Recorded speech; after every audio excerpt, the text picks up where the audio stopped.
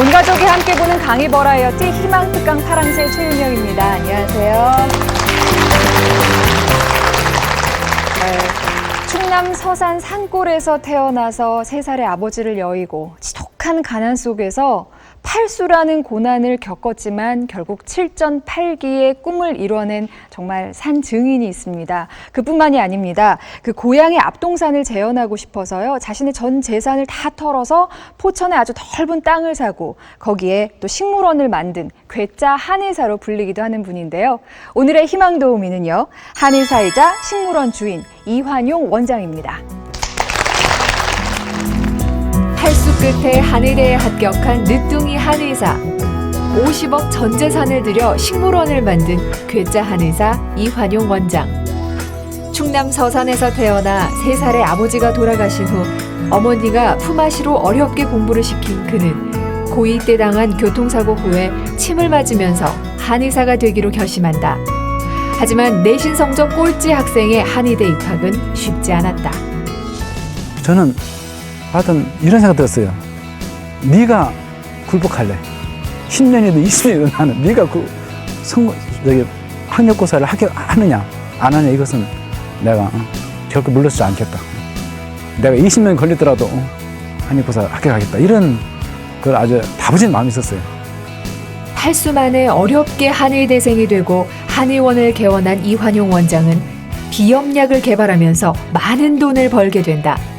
하지만 그의 마지막 꿈은 한의사가 아니었다. 고향 생각하면 마음이 풍요로워져. 사실 어릴 때 나무 하러 다니면서 넘어져서 사실 손가락 다치기도 하고 산에서 떼굴떼굴 둥글고 그런 어려움이 있었지만 나는 고향이 좋아. 잃어버린 고향만 있으면 내 마음이 풍부해져, 부유해져. 그 잃어버린 고향 꼭 찾고야 말 거야. 내가 찾으면 반드시 꽃동산을 만들 거야. 고향 앞동산을 항상 그리워하던 이환용 원장은 자신의 전 재산 50억 원을 들여 18만 평의 식물원을 만들어 삶에 지친 사람들에게 고향을 찾아주고 있다.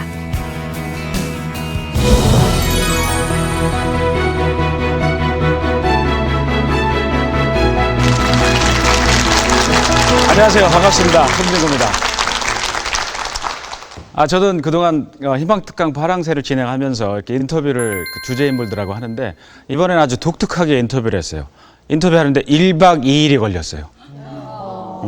저녁에 가서 인터뷰를 하는데 이분 이 외모가요. 완전히 김희 원장님 보셨지만 완전 시골 아저씨잖아요. 시골 아저씨. 근데 말씀이 나오니까 자기 인생에 대한 얘기가 나오니까 이 얘기가 그칠 줄을 모르는 거예요. 그래서 뭐 끝냈더니 12시가 넘은 거야. 밤 12시가.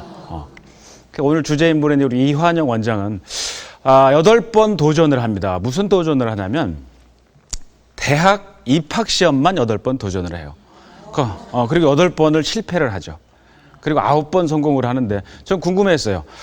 대학 입학이 무슨 사법고시도 아니고 8번 떨어질 정도로 도전을 할까.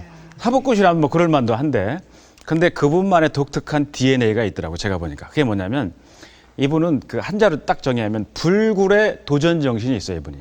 뭘 하나 본인이 딱 정하면 이걸 해결할 때까지 끝까지 도전하는 특징을 갖고 있더라고. 그래서 제가 오늘 이환용 원장의 성공 키워드를 잡은 게 8전9기의 인생 역전으로 잡았습니다. 8전9기. 7전8기는 많이 들어봤죠? 네. 4전5기 주제물도 알죠? 네. 이거. 홍수환 선수. 근데 7전8기까지는 들어봤는데 정말 8전9기는 제가 들어본 중엔 최초입니다. 최초예요. 첫 번째 키워드는 조조나라인데 이환용 원장이 옛날 자기 어렸을 때 얘기를 하는데 너무 가난했답니다. 뭐 표현할 수 없을 정도로 가난했대요. 먹고 살기가 너무 힘들었고. 근데 자기는 그걸 거치면서 겪으면서 여기까지 왔는데 지나고 나서 보니까 그 가난했던 시간이 자기한테 없었더라면 오늘날의 자기 인생은 절반밖에 성공하지 못했을 거라고 얘기를 하더라고요. 이환용 원장이 살던 집이 충남 서산에 있는 데인데 거기에 농장마을이라는 그 동네가 있었대요. 무슨 뭐 지역명이 행정명이 아니라 그걸 그렇게 불렀대요. 그래서 그게 무슨 뜻이에요? 그랬더니 6.25 전쟁이 나고 피난민들 굉장히 먹고 살기 힘든 사람들을 모아놓은 마을이 농장마을이래요. 거기에 모아놨는데 이 사람들이 뭘 먹고 사냐면 본인들이 일을 하긴 하지만 미군이 구호물자를 주면 그걸로 먹고 입고 하고 거기서 살았다는 거예요. 그래서 농장 마을에 살고 있다는 그 자체가 그 지역에서는 놀림감의 대상이었답니다. 네, 거기 살고 있다고. 더구나 이완영 원장은 거기 살고 있고 아버지도 안 계셔요. 그러니까 동네 친구들이 축구할 때도 끼워주지도 않았대. 완전히 차별된 거죠.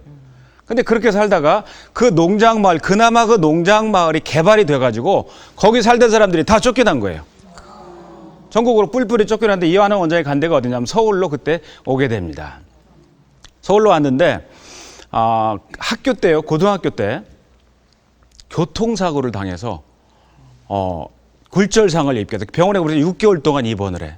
그리고 퇴원을 하는데 1년 동안 목발을 짚고 다닐 정도로 심각한 중증 교통사고를 당한 거예요. 근데 양의에서 아무리 받아도 치료가 안 되는데 어느 날 우연히 라디오를 들은 거예요. 라디오에서 무슨 얘기를 들었냐면 지압을 하게 되면 골절 환자가 나을 수 있다는 소식을 라디오에서 듣고 그 사람을 찾아갑니다. 이 양반 특징이 또 그렇더라고. 쫓아가더라고.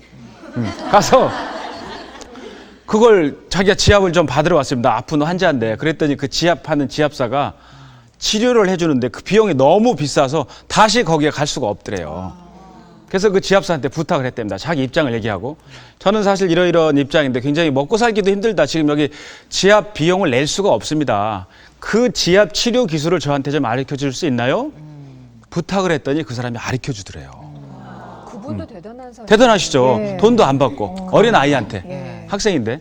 그 다음에 또 침 맞으면 더 빨리 난다는 소식을 듣게 된 거야. 그래서 그 한의사를 찾아가서 침을 맞으러 갔는데 그 비용이 또 너무 비싸니까 돈을 못 내니까 한의사한테 또 부탁을 한 거예요. 저 좀 가르쳐 주세요. 그러니까 그 한의사도 대단한 사람. 그걸 가르쳐 줬대. 예. 제가 이제 그 목발 짚고 계속 다녔었거든요. 퇴원해가지고. 근데 그 후에 제가 지압하고 침을 맞으면서 다리가 이렇게 아주 구부러지지 않았었는데 구부러졌어요. 그래서 제가 그 침에 대한 매력을 잊을 수가 없었어요. 이것은 한방에 대한 매력. 그러니까 저는 반드시 한의대 가야 되겠다. 이런 집착이 강했었고, 제가 계속 그렇게 또 두 번째는 제 몸이 항상 이렇게 아주 완전치 않았어요. 그러니까 자주 아픈 게 있어. 그러니까 아플 때마다 제가 침 놓고 이렇게 하면서 또 한방에 대한 매력을 느꼈었고, 그래서 저는 반드시 그 한의학이 아니면은 다른 길이 없었어요. 그래서 계속 이렇게 구수만에 이렇게 하는 데 들어가게 됐습니다. 그리고 이분이 그 특기가 있는데요. 공부하면서 무슨 특기가 있냐면 뭔지 알만하지 않겠어요? 팔전구기 특기. 재수. 이분은 재수와 특기야. 재수가. 재수를 8수를 했으니까. 8번 떨어지고 9번 동안 붙었잖아요. 보통 아이들이 옛날에는 그 학력고사, 저는 예비고사였죠. 그분은 예비고사도 보고 학력고사도 봤는데 그 시대가 이렇게 8년 동안 시험을 보니까 학력고사가 끝나는 날은 그 같은 친구들 보면 나이는 어리지만 같이 시험을 본 친구들이죠. 이 친구들은 시험 끝나면 다 그날 저녁에 회식하러 가는 거야. 막 가족들하고 먹고 술 마시러 가는데 이완영 원장은 시험 끝나는 날 다시 도서관으로 갔대요. 왜 그런지 알아요? 다음 시험을 당연히 떨어질 거니까.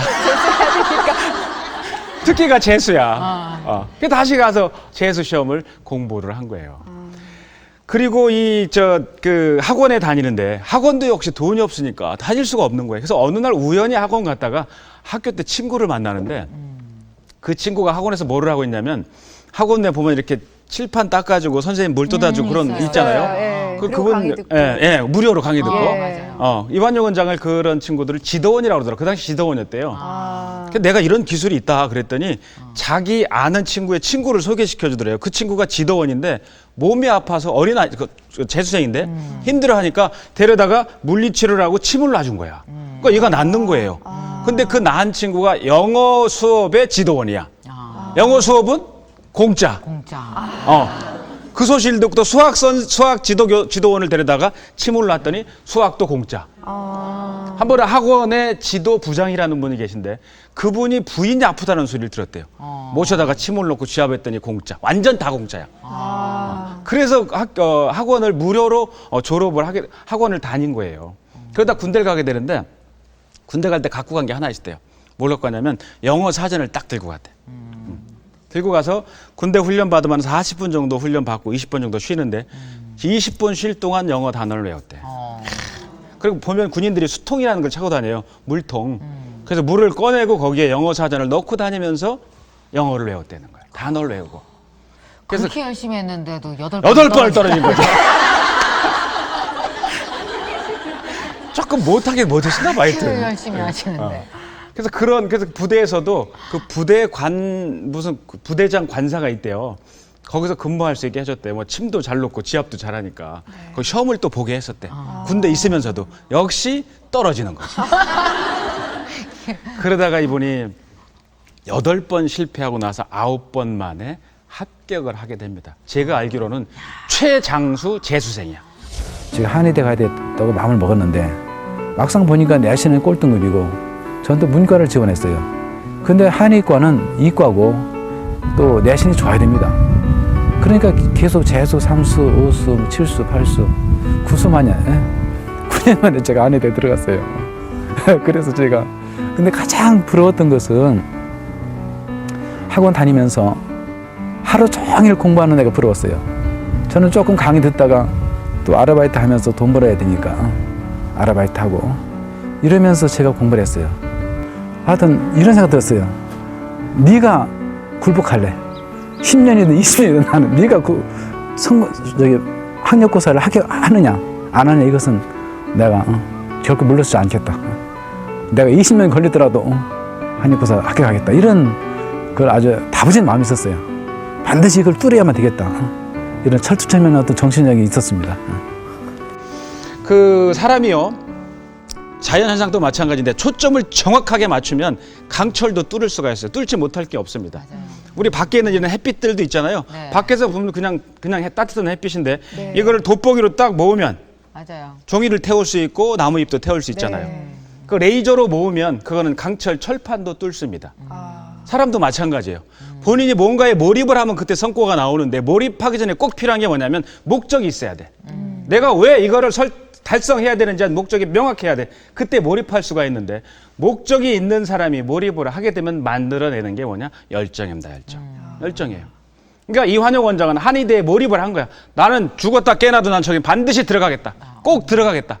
그래서 그 결과를 본인이 이루어낸 거죠. 예. 그래서 우리도 보면 우리 오늘 오신 방청객분들이나 또는 우리 시청자분들도 정말 원하는 꿈이 있다 그러면 그걸 조준해야 돼. 명확하게 조준해야 돼. 목적을 딱 잡아야 돼. 목적을 잡지 않으면 몰입할 수가 없어요. 그렇죠. 몰입을 할 수 없으면 열정을 지펴낼 수가 없습니다. 과거로부터 누구도 조준되지 않은 목표가 설정되지 않은 목표가 달성된 적은 한 번도 없었어요. 조준된 목표만이 달성된다는 사실입니다.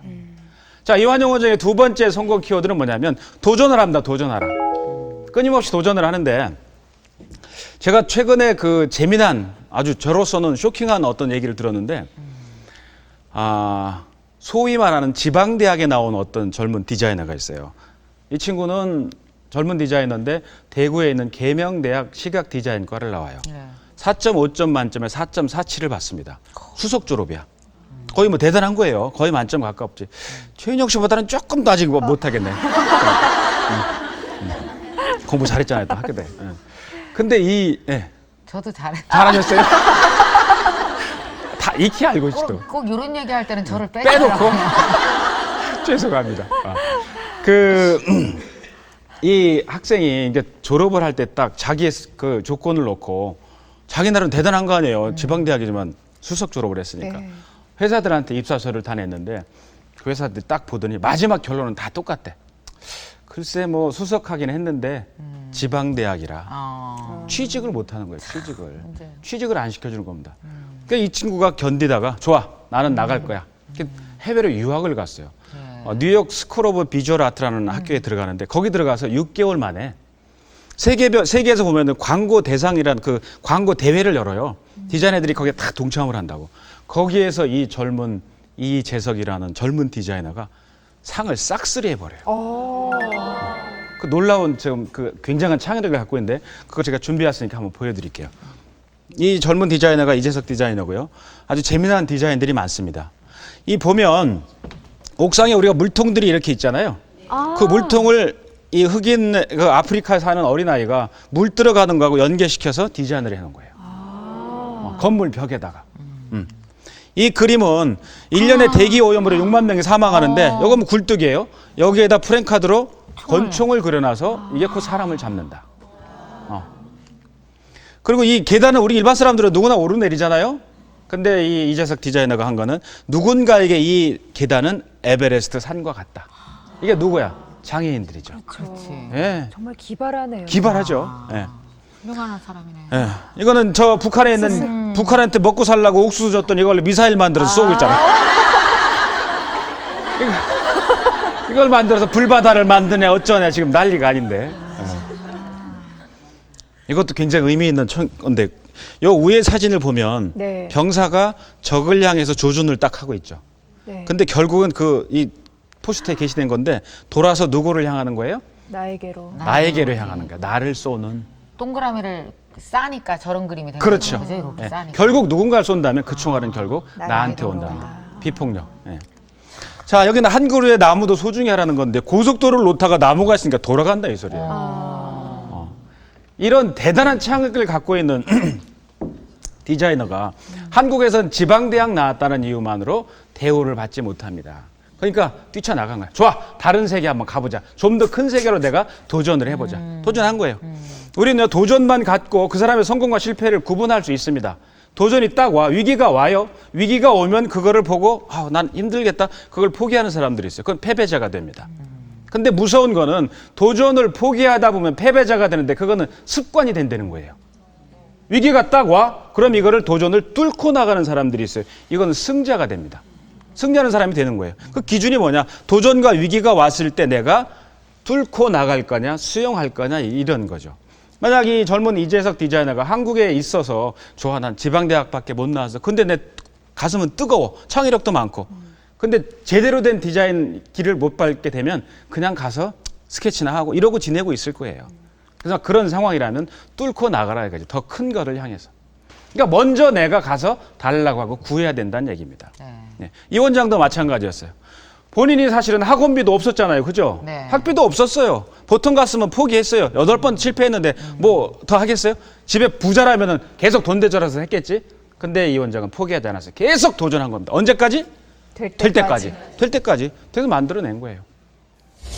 지금은 저는 그런 얘기 들어요. 전혀 니네들 말이야. 집이 말이 가난하고 부자가 중요한 게 아니야. 중요한 것은 젊은이들은 꿈을 가진 자가 제일 부자야. 난 꿈을 가졌거든.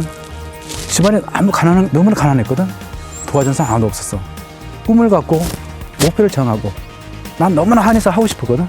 그러니까 다른 사람보다 더 한의사 늦게 출발했지만은 그러나 나는 가장 빨리 9년 동안 늦게 출발했지만 다른 사람보다 더 빨리 성장했고 또 한의에게서 빨리 더 제가 성공했고 중요한 것은 포기하지 마라. 끝까지 한번 달라붙어서 한번 해봐라. 그래 반드시 여러분들 인생에는 반드시 결과가 있을 것이다. 그런 아름다운 열매가 주변에 열릴 것이다. 그런 확신이 있을 것이다. 그런 얘기를 해주고 싶어요. 그러다 이제 아내를 만나게 되는데 본과 3학년 때 현재 와이프를 만나게 된답니다. 만나게 되는데 그 부인 직업이 선생님이었대요. 초등학교 선생님. 딱 만나서 이렇게 교제를 하는데 와이프가 어느 날 그러더래. 우리 결혼을 하자. 그랬더니 와이프가. 그랬더니 이 원장이 난 결혼 못한다. 왜 못하냐? 돈이 없어서 못한다. 돈이 없어서. 근데 그 아내가 돈은 내가 버니까 걱정하지 말고 우리 결혼하자. 멋있는 여자. 멋있는 분이에요. 그분이 뭐라고 표현하는 아주 시적인 표현을 하시던데 자기 아내는 자기한테 바보 온다를 찾아온 평강공주라고 하는 거예요. 자기의 성공은 아내 때문에 이루어졌다라고 얘기를 하더라고요. 얘기를 하는 거예요. 참 훌륭한 부인을 뒀고 부인은 훌륭한 남편을 둔 것 같아요. 그래서 아직 그 당시 공부할 때 하고 나서도 이제 합격은 됐지만 한의사 국가시험은 합격이 안 됐으니까 공부를 열심히 하는데 어느 한 여름날에 본인이 강남에를 갔다 와야 되겠다고 얘기를 하더래요. 그 와이프가 강남에 왜 가요? 그랬더니 앞으로 내가 한의사 시험에 합격해서 개원할 병원을 좀 보러 갔다 와야 되겠다. 근데 와이프가 뭐 한심한 거죠. 무슨 합격도 안 하는데 무슨 벌써 건물을 보러 다니냐. 그것도 팔수하면 어떡하려고. 그래서 가야 되겠다 그랬더니 그때 토큰을 딱 2개를 주더래 와이프가. 토큰을 2개 주더니 하나를 떨어뜨려가지고 하나가 그 장롱 밑에 들어가서 한참 걸 꺼냈대. 2개를 줘가지고 딱 갔다 왔는데 그날 강남 간 이유가 있었대요. 자기가 한의사가 되면 강남에다 한의원을 하고 싶었대요. 거기서 승부를 한번 내고 싶었대. 예. 그래서 거기다 했는데 가서 보니까 정말 자기가 좋아하는 건물에 그 점포가 있는데 그건 아직 안 비인 거야. 만화방을 했을 때 거기에 예. 안 비인 거야. 난 나중에 저기 하겠다. 정해놓은 거야. 왜 그러냐면 제가 그분 얘기를 듣고 해석을 하니까 이 성공한 사람들의 또 공통적인 특징이 뭐냐면 자기가 원하는 것들을 머리에 저는 그걸 미래 기억이라고 그러는데 머릿속에 미리 넣어요. 그 사무실, 자기는 아직 한의사가 아니에요. 개원할 자격도 없어요. 근데 강남에는 한의사 한의원을 얻어서 거기에서 자기가 진료하고 있는 장면을 상상하는 거예요. 그러면 공부하면서 그런 목표가 명확한 사람들은 공부하는 자체가 고통일까요? 행복일까요? 행복이에요. 점점점 자기 행복하고 가까이 가는 걸 느끼는 거야. 그래서 공부를 열심히 한대. 그래서 합격이 됐대. 그래서 더 찾아갔대. 그랬더니 마침 그 점포가 그때 막 비어있더래요. 드라마 같은 얘기들이 많아 하여튼. 비어있더래. 그래서 자기가 그 점포를 계약을 하려고 근데 주인이 빨리 계약을 하라고 그러더라. 빨리 아니면 나간다. 그래서 급한 마음에 계약을 하러 나갔는데 자기 수준에 있는 전 재산을 다 갖고 나갔대. 근데 40만 원이야. 40만 원. 근데 그 40만 원을 딱 내놓고 계약을 하러 가는데 자기 친구하고 통화를 했대요. 근데 너 오늘 다 그 계약하러 간다 그랬더니 그 친구가 돈이 좀 있는 친구래요. 부동산 관계에 밝고. 그래서 같이 가자 해서 같이 갔대. 그래서 친구하고 앉아있고 앞에 건물 주인이 있는데 계약합시다. 그래서 계약금을 딱 내는 40만 원 내놓으니까 그 건물 주인이 막 나무래더래요. 아니 아무리 젊은 사람이라 세상 물정을 몰라도 그렇지 우린 여기 몇 억짜리인데 40만 원 계약이 되냐 이게 지금 장난하는 거냐. 우리 계약금은요 원래 금액의 10%는 내야 돼요. 그렇죠. 그 몇 억이면 예를 들어서 한 2, 3억 하면 2, 3천만 원 내야 되거든. 근데 거기에 같이 딸려간 죄 없이 딸려간 친구가 돈이 좀 많았는데 그때 들고 있는 돈 한 2천만 원인가 있었대. 그 친구가 이완영 원장을 위해서 2천만 원 계약금을 내줬대요. 처음에 점포를 얻게 된 거야. 그래서 점포를 얻었는데 개원을 해야 될 거 아니야. 이것저것 사다가 돈은 없고 정확하게 이분이 은행을 10군데를 다녔답니다. 왜 다녔어요? 대출을 받으러. 10군데 다녀서 대출을 받아서 병원을 만들었대요. 그래서 돈을 사실은 이분이 많이 버는데 돈을 벌게 되는 핵심적인 일이 그분 표현으로 얘기하면 코약을 개발한 거야. 코약을 개발해가지고 자기가 돌봐줬던 할머니한테 그 비법을 들었대요. 무슨 나무를 어쩌고저쩌고 하면 코약이 나온다 이런 거를. 그걸 해가지고 돈을 왕창 벌었어요. 왕창 벌었어. 그래서 이분이 이제 그 다음 꿈으로 넘어갑니다. 그 다음 꿈이 뭐냐면 아까 최현영 아나운서 처음에 시작할 때 얘기한 대로 자기 그 서산에는 그림 같은 동산이 있었대요. 자기가 살 때는 농장 마을이 그림 같았대. 너무나 아름다웠고 그 농장을 만들어 놓고 싶다는 생각이 들었대요. 근데 와이프한테 얘기하니까 와이프가 아니 지금 그 와이프가 그랬대. 우리 남편이 완전히 좀 미쳤다. 왜 그러냐면 자기는 한의사고 나는 선생인데 식물원이 무슨 관계가 있어. 저 완전 이상하다. 근데 그 남편이 하루는 그 와이프한테 유럽 여행을 보내주겠다고 그러더래요. 근데 와이프가 좋기도 하면서 의아해했지. 근데 다녀왔대. 근데 유럽 여행이 그 간 게 뭐였냐면 유럽에 간 게 그 유럽 식물원 코스를 답방하러 가는 건데 그날 간 그 팀원들이 다 식물 학자들이에요. 근데 와이프 그거 모르고 따라간 거야. 갔다 와서 세뇌가 된 거지. 속았지. 근데 지금은 본인보다 아내가 더 식물원에 열정적이래요. 선생님 그만하고. 그 땅이 18만 평 정도 된답니다. 완전히 인생이 역전된 겁니다. 완전히 인생이. 그 이완용 원장은 그 얘기를 하더라고요. 뭔가를 정하면 이걸 집중타를 날려야 된대. 내가 한의사 돼야 돼. 그럼 집중타를 날려야 된대. 언제까지? 될 때까지. 그 두드리지 않으면 집중타를 날리지 않으면 절대 자기 꿈은 이루어질 수 없대요. 보통요 우리가 사전 5기는 들어봤고 7전 8기는 들어봤지만 8전 9기는 거의 일반인 상상도 못합니다. 보통 포기했을 거예요. 근데 아까 얘기한 대로 될 때까지 했겠다. 난 될 때까지 한다. 그 다음에 또 하나 뭐냐. 혹시 한의사 안 됐으면 뭐 하셨겠어요? 그랬더니 그건 생각해 본 적이 없습니다. 처음부터 끝까지 한의사야. 이완용 원장은 8전 9기를 통해서 인생 역전을 이뤄냈는데 우리도 현대를 살고 있는 우리들도 다도 힘들잖아요. 네. 우리도 힘들지만 이완용 원장처럼 8전 9기는 안 되더라도 최소한 한 5전 6기, 7전 8기쯤은 한번 해보면 우리 앞에 있는 모든 장애물들은 다 거쳐지지 않을까 그런 생각을 오늘의 희망도우미의 파랑새를 통해서 배우게 됐습니다. 감사합니다. 여기까지 하겠습니다. 네. 운신초등학교 농장마을에서 아주 조그만 동산 안에 있었어요. 그 동산이 얼마나 재밌는지 그 띠뿌리가 있습니다. 띠뿌리가 띠비예요. 그 띠뿌리가 봄에 올라올 때는 딱 먹으면 너무 달고 맛있어요. 또 봄이 되면 아카시아 꽃 따먹죠. 또 진달래 꽃 따먹지. 그 또 오가면서 또 밤도 따먹죠. 너무나 행복했어요. 그 동산이 싹 없어져 버렸어. 아주 개가 미뤄져 버렸어. 그 순간에 제가 중학교 때 그런 생각 들었어요. 이 고향을 찾아야 되겠다. 고향 마을을 찾아야 되겠다. 그래서 저는 저희 특징이 그래요. 한의대도 여러 번 9년만 했지만은 식물을 하겠다 했으면 돈도 하나도 없으면서 꿈에 불타는 거야. 그래서 돈이 벌자마자 땅 사기 시작했잖아요. 그래서 저는 특징이 그겁니다. 뭘 이루고 싶으면 말부터 해버려요. 한마디 뻥이야. 그래서 저는 우리 아이에게 막 그랬어요. 여보, 당신은 뻥쟁이야. 결혼하기 전에도 돈을 벌어서 잘 살게 해주겠다고 맨날 뻥뻥하지 마. 그런데 나중에는 이야기 한 대로 이루어지니까 돈도 벌어도 되니까 요새는 뻥쟁이라는 일절 안 합니다. 아, 저 사람은 무슨 얘기 해도 꿈이고 비전인가 보다. 언젠가는 이루어질 거야. 요새 그렇게 합니다.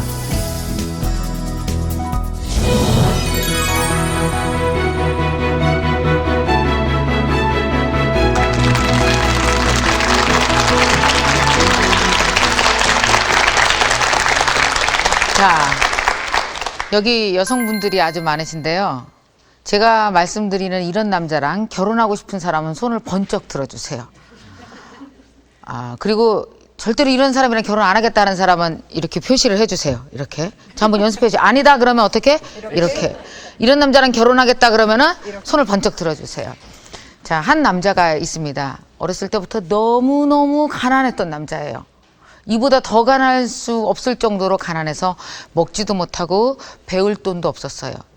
근데 정말 젊은 날 그 고생을 하면서 죽어라고 노력을 해서 거의 9년 만에 한의사 시험에 합격을 해서 9년 만에 한의대에 들어갔고 그 후에 공부를 해서 한의사 시험을 합격했어요. 처음에 돈을 못 벌더니만 나중에 엄청난 약을 하나 개발을 했어요. 몇 년 안에 몇십억을 벌었어요. 너무 좋죠?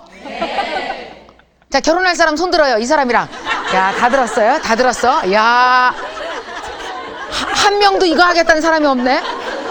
자, 여기서 주목해 주세요. 거기서 끝나는 줄 알았어. 야, 내 인생 폈다라고 생각했는 줄 알았더니 이분이 그 돈, 그 몇십억을 다 투자해서 자기의 꿈이라며 저기 포천에 황무지 같은 땅, 화전민들이 살던 땅을 18만 평을 구입해서 그 돈을 8년 동안 다 썼어요. 그리고 적자가 나서 지금 너무 힘들어요. 자, 이 사람이랑 결혼하면서 이게 황무지 개간할 사람 손 들어요. 빨리 어떻게 다 이거야. 이런 남자에 대해서 얘기하려고 그래요. 제가 이분을 만나러 가서 너무 놀랬던 게 뭐냐면요. 저를 마중 나오시겠대요, 주차장으로. 제가 걸어가면 됩니다. 그랬더니 나오시겠다고 했는데 못 알아봤어요. 세상에 행색이 어째 그러하신지. 못 알아봤어요. 자기가 원장이라고 자꾸 우겨서 내가 자꾸 아래로 훑어보면서 이 사람이 한의원 원장 맞나, 한의원 원장 하면서 그 돈을 다 털어넣어서 지금도 한의원에서 번 돈 매달 돈이 그 식물원으로 다 들어가고 있어요. 여러분 생각해봐요. 18만 평의 땅이면 가서 보시면 어마어마한 산등성이 몇 개입니다. 거기다가 여러분 1억 투자하면 표시 나요, 안 나요? 안 나요. 자갈 1억어치 사다가 쫙 깔잖아요. 어디에 뿌렸는지 아무도 못 찾아요. 쏟아봐도 해결도 안 나는데 돈을 쏟아붓고 있는 거예요. 그 돈 다 쏟아붓느냐고. 자기는 완전히 너무나 남루하여서 바지 보고 깜짝 놀랐어요. 보풀애기가 가랭이 사이에 다투고, 바지는 여기까지 짧아요. 그 단 좀 내서 입지. 그러지 않아도 키도 작아서 약간 짧은 분이 바지까지 짧으니까 더 짧아 보이죠. 거기다가 또 이 위에 똘이 있잖아요. 양복 자켓은 얼마나 유행지나 오래됐는지 왜 어깨가 이만큼 내려오는 양복 자켓, 그것을 입고 막 이러고 오셨더라고요. 자기 돌아다니면요, 아무도 원장인지 고객들이 아무도 모른대요. 식물원 방문하신 분이. 제가 거기를 다 안내받고 그분과 얘기를 하면서 어떤 생각이 들었냐 하면, 저는 그분에게 나오면서 이런 얘기를 했어요. 이 세상에서 한국에서 가장 부자가 있다면 그거는 돌아가신 정주영 회장도 아니고 이건희 회장도 아니고 바로 이완용 당신이 진짜 부자입니다. 너무 많이 배웠습니다. 얘기하면서 정말 난 절이라도 하고 싶을 정도로 큰 감동을 받고 나왔어요. 과연 그 이완용이라는 사람이 왜 진짜 부자인지 그 얘기를 여러분과 같이 한번 잘 나눠보고 싶어요. 그가 진짜 부자인 이유는요. 저 좀 따라해 주세요. 그가 진짜 가난했기 때문이다. 진짜 가난했기 때문이다. 여러분이 그렇게 결혼 안 하겠다고 아까 지금 얘기한 그 진짜 가난했던 사람이 바로 이완용 원장이었기 때문이에요. 그분이 저한테 이런 얘기를 했어요. 저는요 가난했던 사람입니다. 이렇게 얘기 안 하고 자신 있게 앉아서 심각하게 돼요. 원장님 아십니까? 저는요 가난을 소유했던 사람입니다. 시골에서 고구마 밭을 메고 있었는데 그 고종사 동생이 이렇게 지나다가 아주 여름이었었거든요. 제가 모습이 생각납니다. 그 뭐랄까 미리어스가 다 떨어진 미리어스 있고 오빠 깜둥이네 그러더라고. 얼마나 일을 열심히 했으면은 그 깜둥이 모습 보면서 그 엄마가 고구마만 매라 그러면은 그 여름 방학인데도 그 밭을 매면서 저쪽 밤나무 밑에서 애들이 여름 방학이니까 그늘에서 잘 그리면서 놀고 있는 애들 보면은 저는 얼마나 부러운지 몰라요. 저는 그런 생각을 들었어요. 쟤네들이 여치고 나는 개미인가 이런 생각도 들었어요.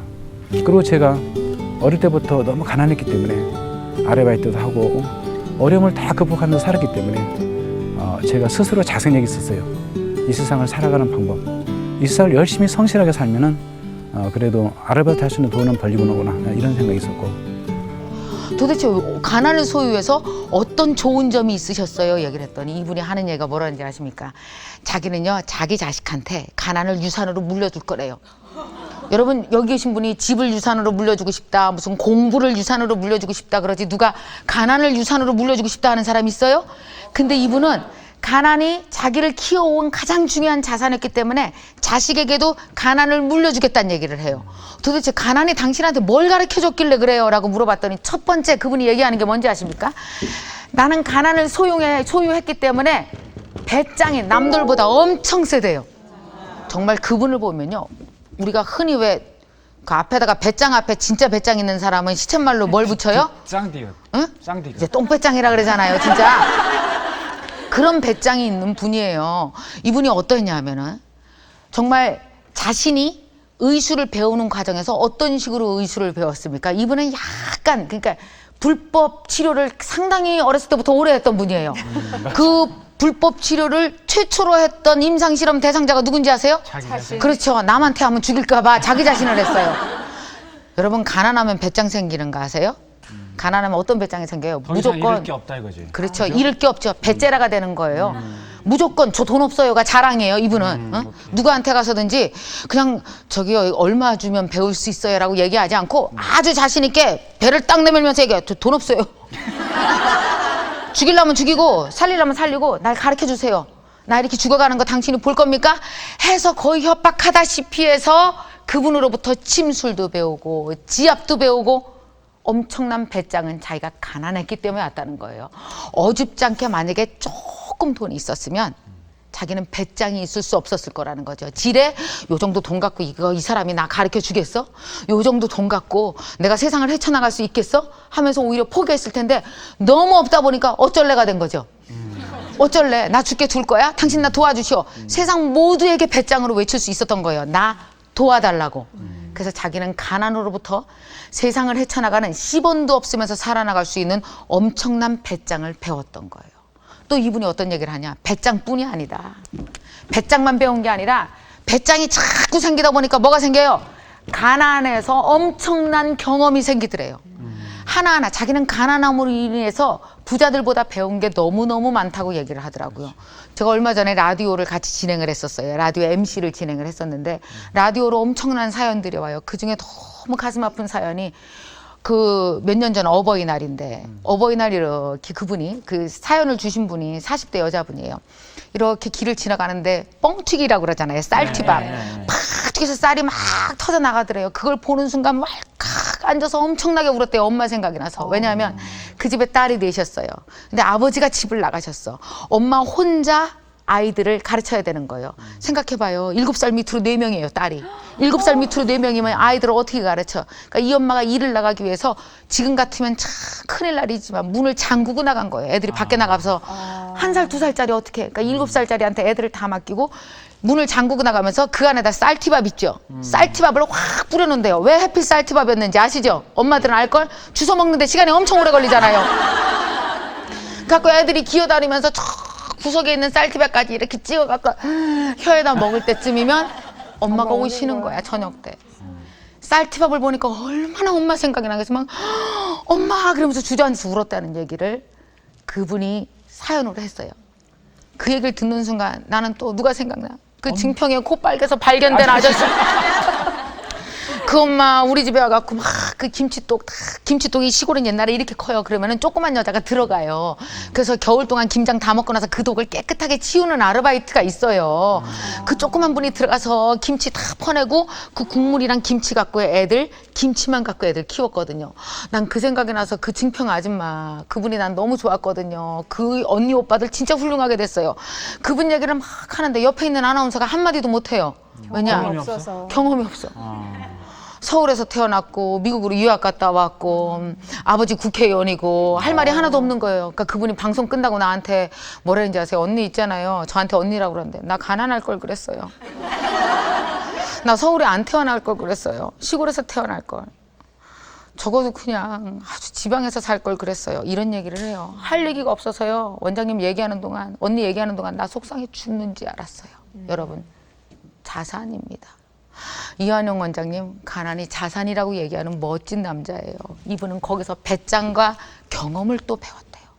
또 이분이 얘기하는 거냐 뭐냐면 두 번째 가난하면 목표가 엄청 커진다. 여러분 왜 있잖아요. 그 무식하면 용감해진다는 얘기 알죠? 왜 이런 거 있잖아요. 요만한 만약에 우리가 1,000원짜리 빵을 사 먹어봐서 요게 맛있는 걸 알면 그 다음에 단계적으로 사고 해요. 2,000원짜리, 3,000원짜리. 근데 빵을 한 번도 안 먹어본 사람은요 이상한 빵을 상상하는 거예요. 총도 쏴보잖아요. 그러면 조그만 소총을 쓰면 그 다음 단계총, 그 다음 단계총을 상상하는데 총 한 번도 안 쏘아본 사람은 대포를 자기가 쏠 수 있다고 생각을 하는 거죠. 이렇게 무식하면 용감해져요. 그래서 이분의 꿈은 정말 무식할 정도로 무지하게 용감했어요. 사람들 살면서 이런 생각합니다. 내가 나중에 돈만 벌어봐라. 이런 생각하죠. 나중에 돈만 벌어봐. 그럼 요거 꼭 하고 말 거예요. 근데 이완용 원장이 이런 얘기를 하십니다. 사람들이 돈만 벌어봐라. 그러면 어느 정도 사고 살았던 사람은 그 다음 단계 걸 사고 싶어 해서 16인치 TV를 사고 살았던 사람은 텔레비를 째려보면서 이런대요. 내 돈만 벌어봐라. 내 48인치짜리 PDP 사고 말겨. 이런 생각을 한다는 거죠.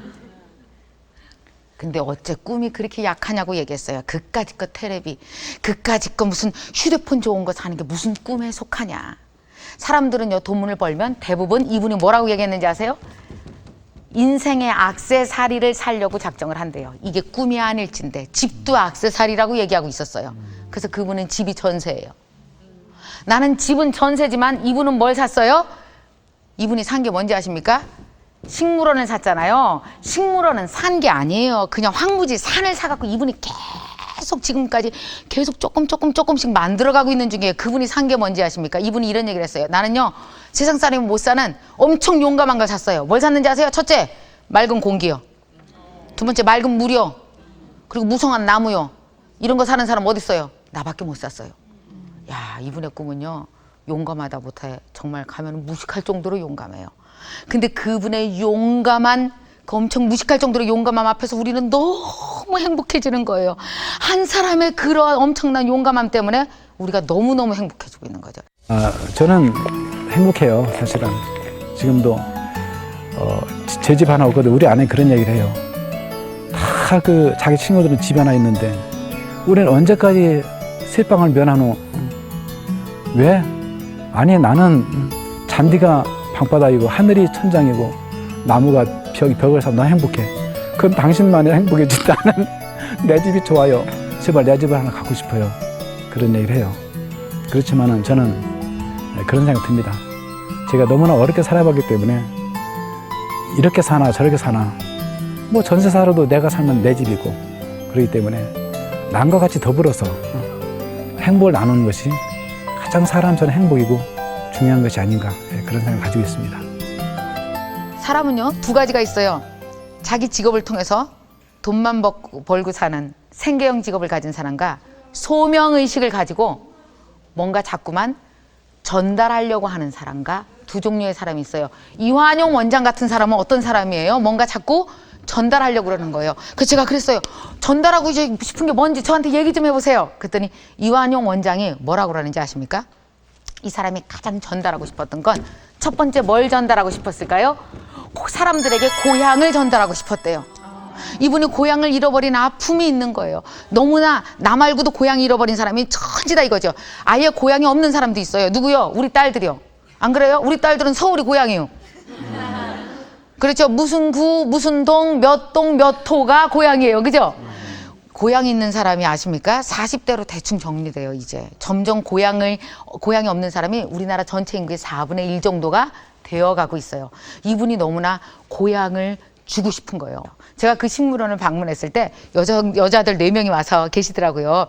주부들 4명이 그 식물원에 와서 막 사진도 찍고 막 너무 좋다 막 이러면서 있어요.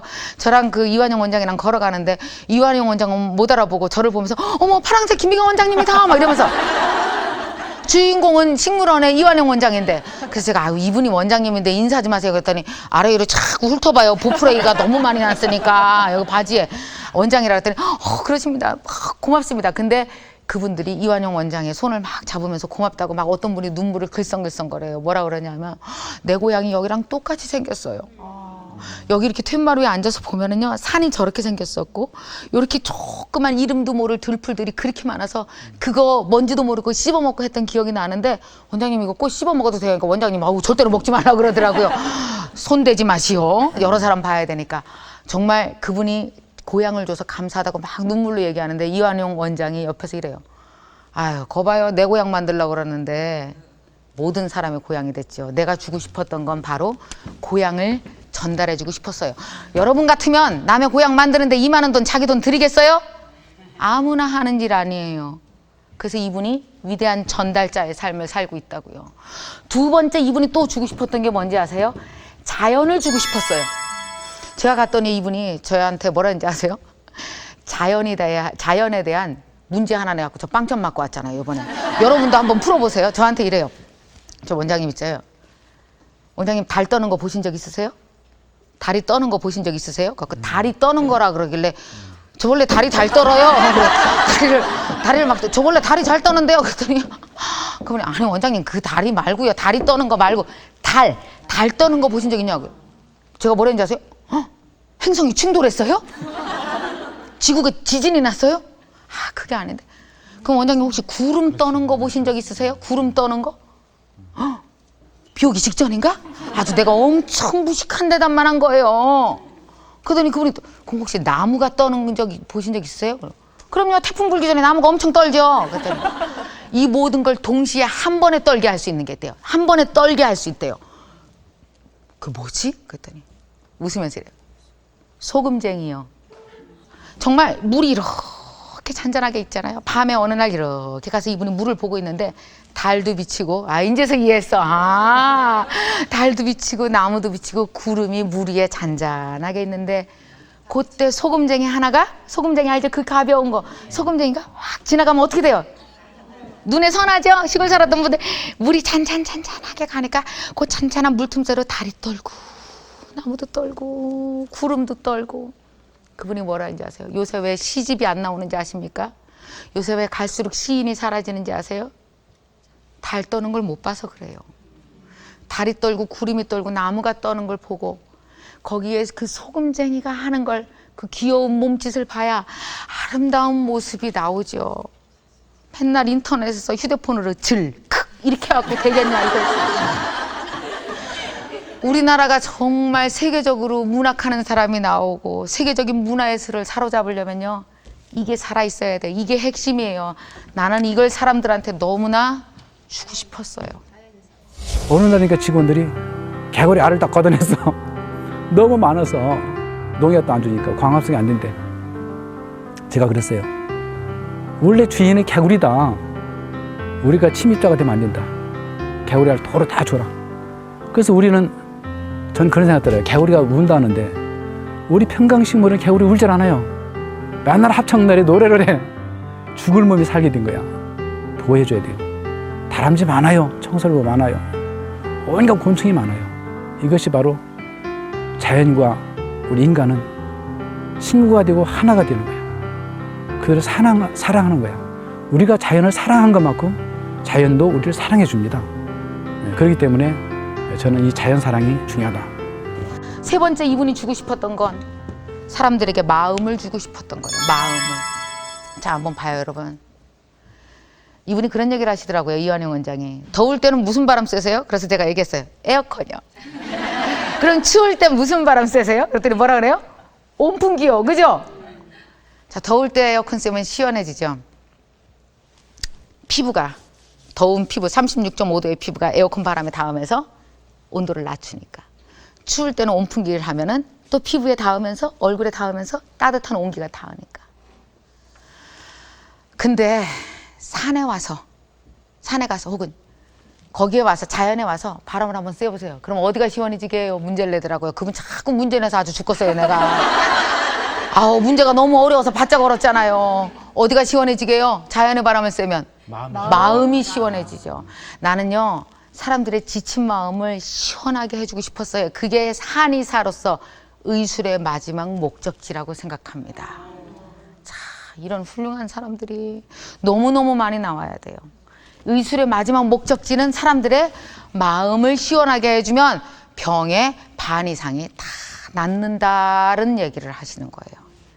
여러분 보십시오. 의사를 하면서 항공기 운전을 하는 파일로트로서도, 그 다음에 문학을 하는 사람, 음악을 하는 사람, 우리 최윤영 아나운서, 내 생계적 직업을 꾸려나가면서 누구나 다 전달자의 삶을 조금씩 살 수 있어요. 100% 하면 잘못하면 부인한테 쫓겨나는 수도 있어요. 힘들어질 수도 있고. 그러나 전혀 외면하지 말고 이런 전달자의 삶을 사는 사람들에게 가서 그런 분들에게 박수도 쳐주고, 기왕이면 나도 그 1%라도 전달자의 삶을 내 삶 안에 담을 수 있다면 좀 돈이 없어도 훈훈해지고, 그죠?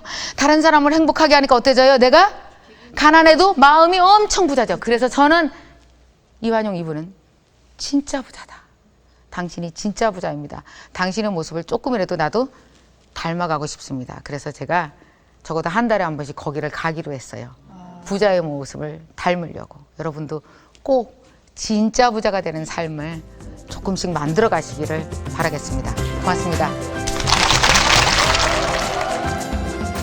그래서 저는 한의사로서 그런 생각이 또렷해요. 자연에 가까울수록 건강하고, 자연에 멀어질수록 건강해서 잃어버린다. 건강이라는 건 육체적인 건강뿐만 아니라 마음의 정서적으로 마음이 풍요롭고 너그러워지고 행복해지고, 이런 것들이 바로 자연에서 누리는 행복의 것이 아니냐. 우리가 세상 출세, 많은 돈, 많은 명예, 많은 권세, 다 그것은 안개야. 오로지 자연만이. 이 새 얼마나 좋아요. 새소리, 물소리 나잖아요. 또 물소리도 소리가 가만히 보세요. 똑똑 흐르는 소리, 와 흐르는 소리, 줄기차게 퍼지는 소리, 새소리 너무 다양하지 않습니까? 합천도 하나 있습니다. 이거 돈으로 살 수 없어요. 또 돈으로 주는 음악회보다도 이 산새의 음악 소리, 물소리, 달의 그 물속에 빠진 달 흔들리는 소리, 이게 너무너무 행복해요. 저는 이 세상에서 제일 행복하다고 생각합니다. 아까 방송 시작하기 전에 김규영 원장님이 그 대기실에서 이분은 정말 마음의 천재다라고 얘기를 했었는데, 왜 그렇게 불렀는지 강의를 듣고 나니까 정말 마음에 와 닿습니다. 이완용 원장이 정말 그 가난 속에서 팔전구기의 정신으로 한의사가 됐을 때 사람들은 그를 집념의 사나이라고 불렀습니다. 그리고 자신의 전 재산을 다 털어서 커다란 식물원을 만들었을 때 그를 자연우체부라고 불렀다고 합니다. 자연에 걸맞는 주소를 찾아준 사람이라는 뜻인데요. 여러분은 먼 훗날 어떤 이름으로 불리고 싶으신가요? 저희는 다음 주에 다시 오겠습니다. 고맙습니다.